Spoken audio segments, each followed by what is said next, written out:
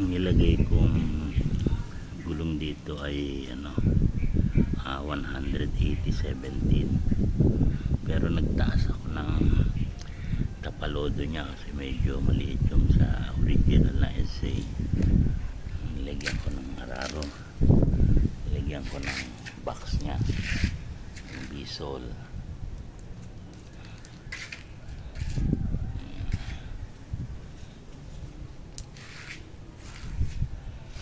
Tapos ngayon ito, nilagyan ko ng box din sa likod.